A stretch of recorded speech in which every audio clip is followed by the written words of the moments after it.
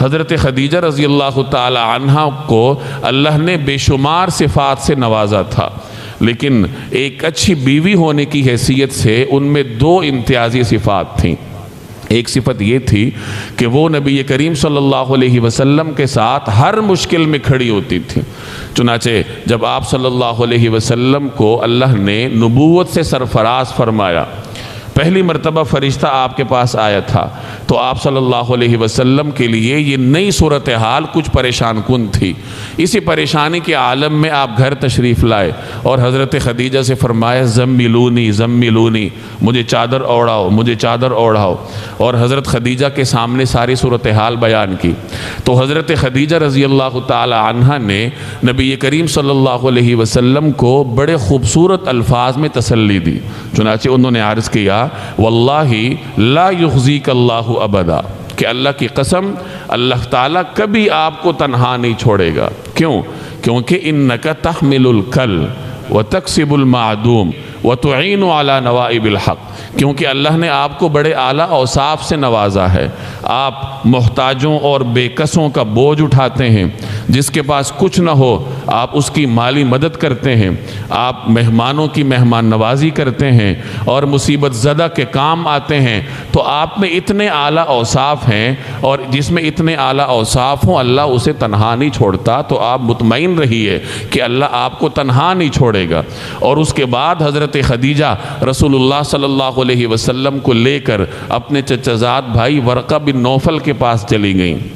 چونکہ وہ تورات اور انجیل کے عالم تھے، تو حضرت خدیجہ حضور علیہ السلام کو ان کے پاس لے گئیں۔ انہوں نے جب ساری صورتحال سنی تو رسول اللہ صلی اللہ علیہ وسلم کو بطور تسلی کی ارشاد فرمایا کہ یہ وہی فرشتہ ہے جو آپ سے پہلے موسیٰ اور عیسیٰ کے پاس آیا کرتا تھا، اور آپ کی قوم آپ کو نکالے گی اپنے علاقے سے، اور کاش میں اس وقت تک زندہ رہوں تو میں آپ کی نصرت کروں اور آپ کی امداد میں پیش رہوں۔ تو نبی کریم صلی اللہ علیہ وسلم نے حیران ہو کے ارشاد فرمایا او مخرجیہم،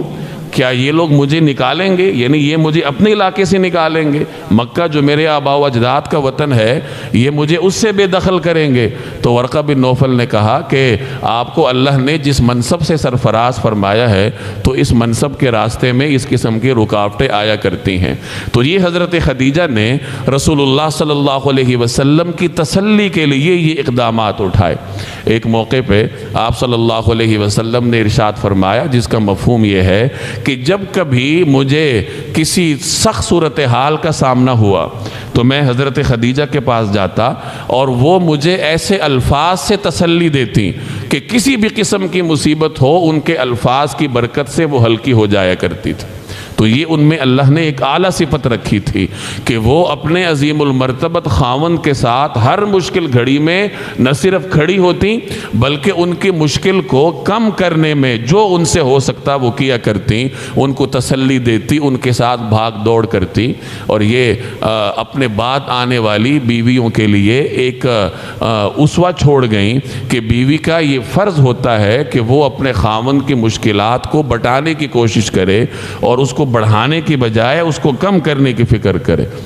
اللہ نے حضرت خدیجہ میں ایک اور صفت رکھی تھی، خاوند کی خدمت کی۔ حضرت خدیجہ ایک بڑی تاجر خاتون تھی، ان کے ملازمین تھے، ملازمائیں تھیں، وہ اگر چاہتیں تو نبی کریم صلی اللہ علیہ وسلم کی خدمت اپنے ملازماؤں، اپنے ملازمین کے ذریعے بھی کروا سکتی تھی، اپنے خدام کے ذریعے کروا سکتی تھی، لیکن وہ ایک اچھی بیوی کی صفت کو سمجھتی تھی، چنانچہ اپنے ہاتھوں سے نبی کریم صلی اللہ علیہ وسلم کی خدمت کرتی تھی۔ ایک روایت میں آتا ہے کہ ایک موقع پہ حضرت جبریل نبی کریم صلی اللہ علیہ وسلم کی خدمت میں حاضر ہوئے اور انہوں نے عرض کیا کہ یہ خدیجہ اپنے ہاتھ میں آپ کے لیے برتن لے کر آ رہی ہیں، کچھ کھانے پینے کے برتن لے کر آ رہی ہیں، اور آپ ان کو یہ خوشخبری سنائیے کہ اللہ جل جلالہ ان کو سلام کہتا ہے۔ اب اس روایت سے دو باتیں معلوم ہوئیں، ایک تو حضرت خدیجہ کا بلند مقام معلوم ہوتا ہے کہ ان کے لیے براہ راست سلام بھیجا، حضرت جبرائیل اللہ کا سلام لے کر آئے۔ بہت کم لوگ ایسے ہوئے ہوں گے بندوں میں سے جن کو اللہ تبارک و تعالیٰ نے سلام بھیجا ہو، اور ان میں حضرت خدیجہ سر فہرست ہیں۔ اور دوسری بات یہ معلوم ہوئی کہ حضرت خدیجہ رسول اللہ صلی اللہ علیہ وسلم کے کھانے پینے کے برتن لے کر بذات خود جایا کرتی تھیں، اپنے ہاتھوں سے آپ صلی اللہ علیہ وسلم کے لیے برتن لے کر جایا کرتی تھیں۔ حالانکہ جیسے میں نے عرض کیا وہ ایک بڑی تاجرہ خاتون تھیں اور ان کے خدام تھے، ان کا سٹاف تھا، سارا کچھ تھا، لیکن اس کے باوجود وہ اپنے عظیم المرتبت شوہر کی خدمت اپنے ہاتھوں سے کرتی تھیں۔ تو یہ دو صفات اپنے آنے والے